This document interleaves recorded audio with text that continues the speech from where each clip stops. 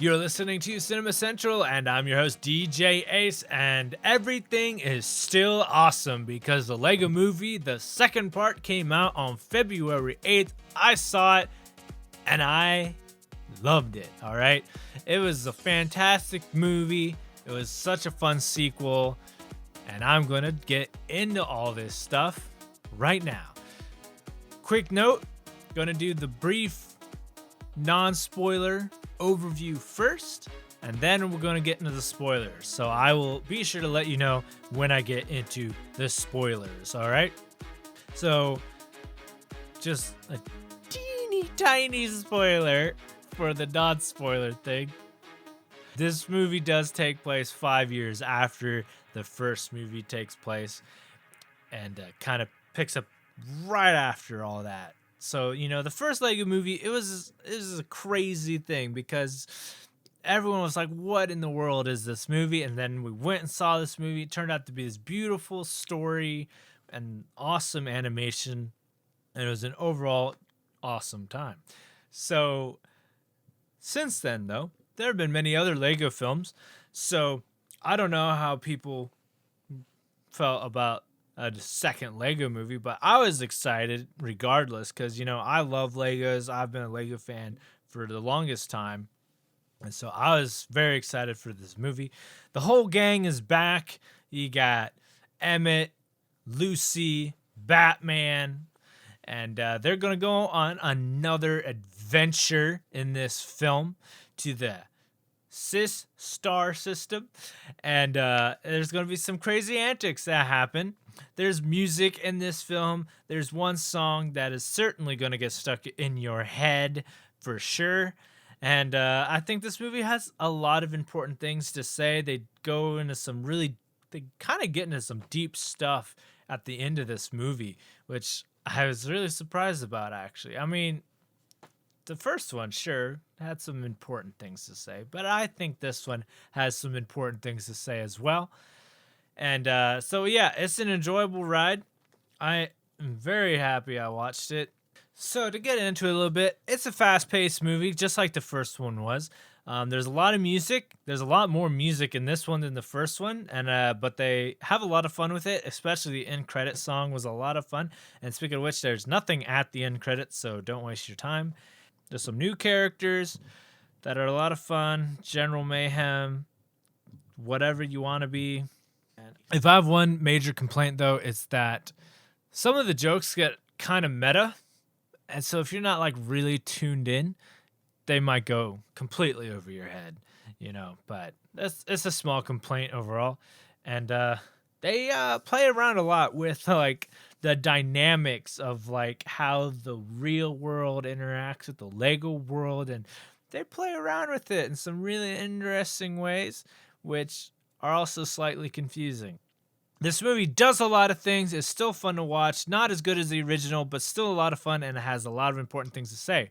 Bam! Spoiler review. So in this movie, they do a lot of play on words. So it's the Stairgate, which is going upstairs, up the stairs. The Dryer system, which is under the dryer. The Sistar system, which is the sister's room, because at the end of the first one, she's allowed to play with them, and this is them playing with each other 5 years later. Will Ferrell, the dad, he takes a back seat in this movie. The mom plays a bigger part in this movie. We meet her for the first time. And so, yeah, it's the brother and the sister interacting with each other. It picks up right at the end of the first movie, and that's really fun.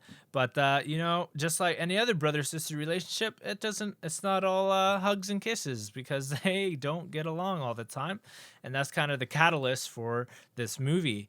But then at the same time, it's the Lego world, and you got Emmett and Lucy trying to get along, and Batman's being Batman, and the rest of the gang kind of takes a back seat for the newer characters. Like I said, General Mayhem's in here.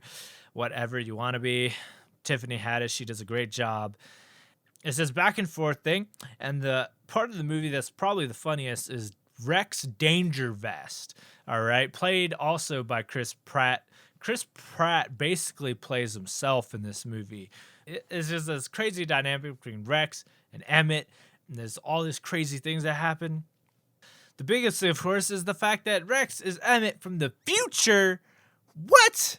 That surprised me. It's made a time machine out of Legos and back in time to save Emmett, and there's like all this crazy stuff, and then he back to futures himself at the end of the film. It's crazy, guys. This whole thing's crazy, and probably it's completely random, but the thing that like, gave me the biggest chuckle was like the Lego stars and the ones like, I'm so dizzy, and then it throws up glitter. And it's like, bleh. You've probably seen a GIF by now. That's a random thought. Anyway, and so Queen whatever is trying to marry Batman, and then Emmett and Rex crashes the whole thing. This is all to stop the mom apocalypse or whatever of storage. But that was the last straw, and everything gets put into storage. The mom has had it. She steps on some Lego bricks, and everything goes into storage, and it's crazy stuff. And then they have this crazy moment. There's this soliloquy of everything's not awesome. And they also made fun of Infinity War, which was really funny. They had this really interesting moment with the Everything's Not Awesome song, but it's very fitting. It's very fitting. But they come back from it. The brother and the sister, they get over it, and they come back together at the end of the film, and everything's happy again. And I love it. And the end credit song, a lot of fun. There's a catchy song in here that's going to get stuck inside your head. I promise you, it's going to happen. I don't think any of them had the same kick as Everything Is Awesome, but it's fine. It's really hard to strike gold twice. Yeah, man, it's crazy film. The biggest complaints I have is that there's a lot of things going on, and they really blur the lines between what's going on with the real world and the Lego world, and like the metaphysicality of it all. Like, because it's like, I thought this was all in his imagination, and it's like, wait, are the Legos actually influencing the real world now? And it's very confusing, actually. Regardless of all of that, it's still a fun story, fun animation. I love the animation of the Lego films. It's one of my favorite things about these movies. Chris Pratt, you did great playing yourself. It was good. You played yourself, man, all right? Kind of a shorter one, but it's, a shorter movie. There's not a whole lot to go into it. My biggest problem I had with this movie was the people in the theater. People bringing their families. I'm like, I'm trying to watch a movie, man, and you can't control your kids. Random thought, random rant. I know it's not their fault. So if you bring your kids, please do your best. That's all I ask. Do your best. Don't fall asleep like the guy behind me did.